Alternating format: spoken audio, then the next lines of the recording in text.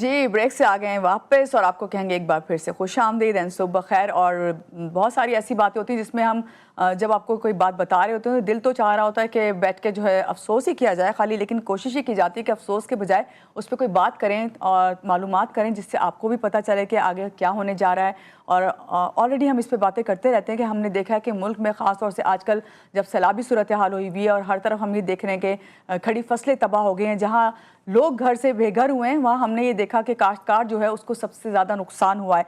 इसी हवाले से आज हम बात करेंगे किसान कितना शदीद मुश्किलात का इस वक्त शिकार है और आने वाले दिनों में ये तमाम चीज़ें हैं जिसमें हमने देखते थे, कभी हम गंदम की बात कर रहे होते थे, कभी हम चीनी की बात करें तो कहीं हम बात करें कि दालें महंगी हो गई। तो आने वाले दिनों में और कितना इफेक्ट हो रहा है, ख़ास तौर से जो हमारा ज़राअत का शोबा है जिसमें सबसे ज़्यादा जो है हम समझते हैं कि हमें फोकस करना चाहिए और निगलेक्ट किया जा रहा है। इसी पे बात करेंगे। हमारे साथ जो गेस्ट हैं उनसे बात करते हैं, पहले आपको मिलवाते हैं उनसे। हमारे साथ इस वक्त मौजूद हैं सैयद महमूदुल हक बुखारी, चेयरमैन ऑल पाकिस्तान किसान फाउंडेशन। इनसे मिलते हैं और बात करते हैं। अस्सलाम वालेकुम महमूद साहब, कैसे हैं आप? सुबह खैर। जी वालेकुम सलाम, अल्लाह का शुक्र जी, आप खैरियत से? जी अल्हम्दुलिल्लाह। महमूद साहब, इसमें शुक्र ये अदा करते हैं कि इन हालात में भी जो है जिस तरह सब लोग सर्वाइव कर रहे हैं, तो इसमें शुक्र के साथ साथ फ़िक्र की इसलिए ज़रूरत है कि आगे आने वाले दिनों में क्या होने वाला है। सबसे पहले ये बताइए कि इस वक्त जो हालिया सैलाबी सूरत हाल है ख़ास तौर से पंजाब के इलाकों में और जहाँ पे काश्तकार देही इलाकों में काम करें, जहाँ हमने ये पढ़ा और देखा हमारी आंखों के सामने के फसलें जो हैं पानी की नज़र हो गई और बह गई, तो इसमें किस कदर नुकसान हुआ है? जी बिस्मिल्लाहिर्रहमानिर्रहीम, अल्लाहुम्मा सल्ली अला मुहम्मद व आले मुहम्मद। शुक्रिया मानूर आपका और आपके टीवी चैनल का। मैं तो बहुत अरसे से कह रहा था कि आप ज़राअत को जो मीडिया हाउसेज हैं वो इसको नेशनल डिबेट का हिस्सा बनाएं। जी। और अब वो तब महसूस होने लगी है कि जब आप कोई चीज़ लेने जाते हैं तो आपको मिलती नहीं है, आपको महंगे दामों मिलती है। तो ये जो सैलाब है ये तो एक बहुत बड़ी आफत है, क़यामत सुगरा है और बहुत बड़ा डिज़ास्टर है। और इस सैलाब ने, जो हालिया सैलाब है, इसने तबाह कर दिया है सिर्फ ज़राअत को नहीं जी। बल्कि पाकिस्तान को तबाह किया है।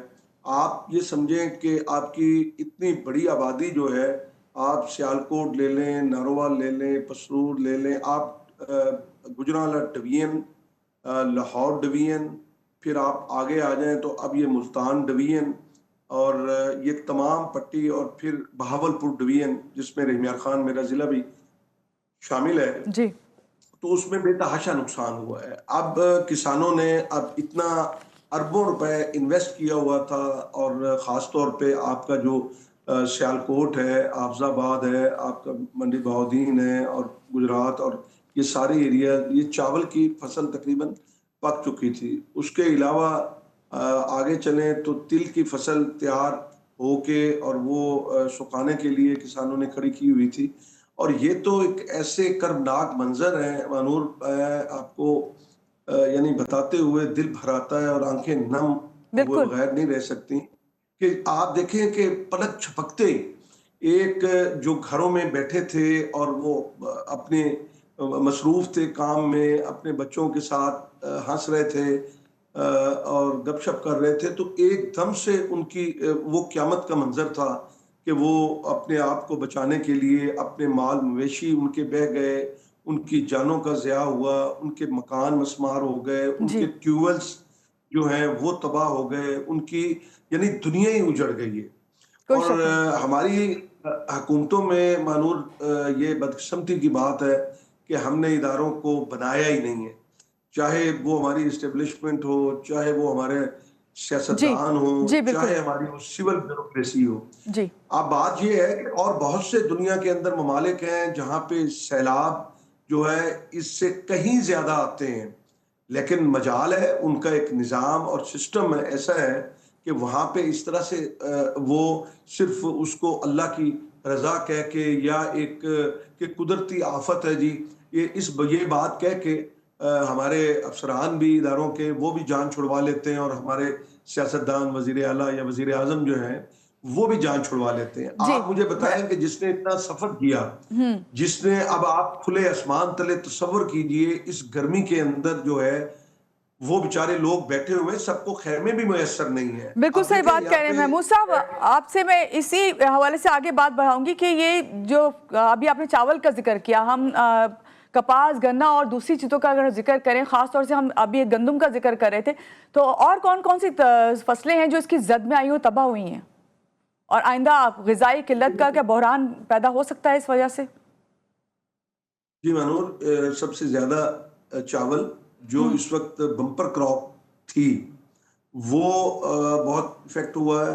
वरना आपको पता है कि हमारा पाकिस्तान का चावल दुनिया में जो है वो माना जाता है और बेशक। उसको खरीदा जाता है। जी।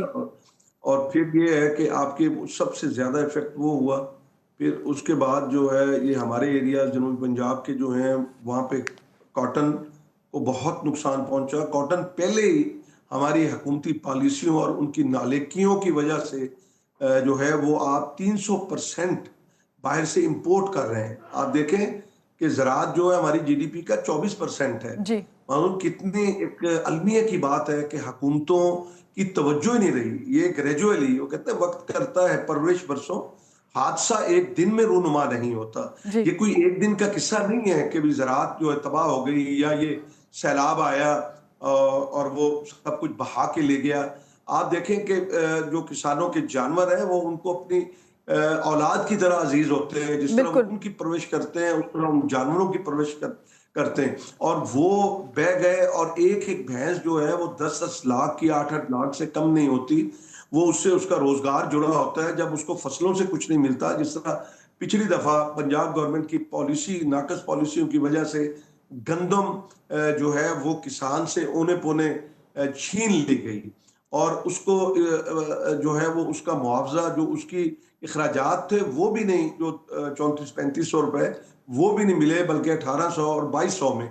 तो अब जो है वो गंदम आप देखें कि उसको पर लग गए हैं और वो तकरीबन कोई ऐसा 3900 ही है। और बिल्कुल। 4000 के ऊपर जा पहुंची है।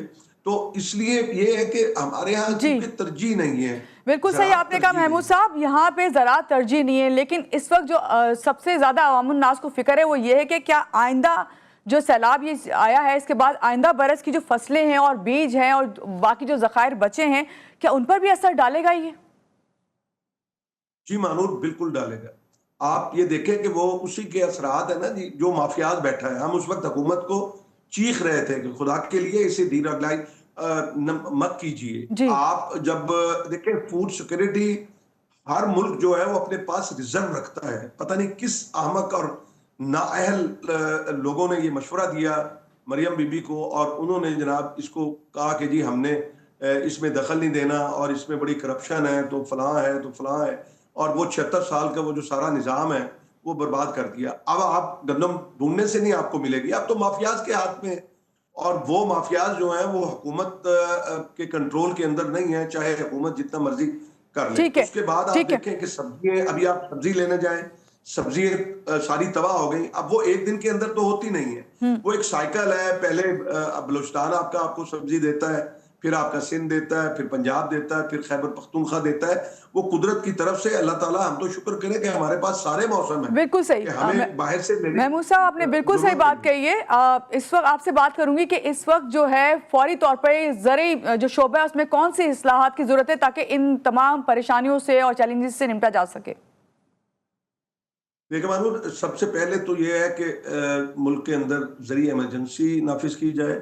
उन इलाकों को आफतजदा करार देकर सिर्फ कागजी तौर पर नहीं, जी। किसान का जितना नुकसान हुआ है उसको जो अमली तौर पर उसको दिया जाए। जो उसने इन्वेस्ट किया हुआ था चावल के ऊपर, कपास के ऊपर, गन्ने के ऊपर, चारा जात आप देखें, आप इस वक्त जानवर भूखे मर रहे हैं, जी। जानवरों के पास चारा नहीं है। और हम ऐसी कौम है कि हमने वो चारे के रेट भी बढ़ा दिए।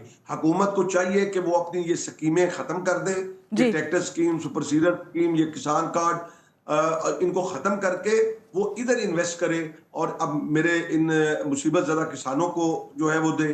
दूसरी बात ये है कि जितने जो बिजली के बिल हैं वो तमाम, मैं आपके प्रोग्राम के तवज्जुह से अवैस लगारी साहब को ये गुजारिश करूंगा कि वो फिल फौर इसका ऐलान करें, वजीर आजम ऐलान करें। मैं आर्मी चीफ से रिक्वेस्ट जी। करता हूं कि खुदा का वास्ता, ये आगे मरे हुए लोग हैं किसान, आप इनको और मारेंगे तो आपको पाकिस्तान में जो है वो कहत का खदशा भी है। मैं आपको ठीक है, बताऊं, जब हम बिल्कुल सही बात जो कर है रहे हैं आप।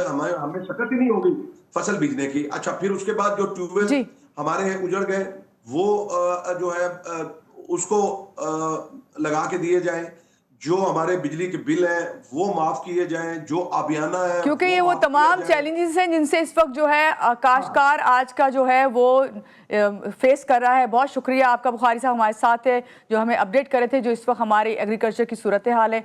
और आप लोग भी देख रहे हैं, हम भी देख रहे हैं। अल्लाह ताला से बेहतरी की उम्मीद है और इसी उम्मीद के साथ यहाँ पे लेंगे एक छोटी सी ब्रेक के बाद वापस आते हैं। रहिएगा हमारे साथ।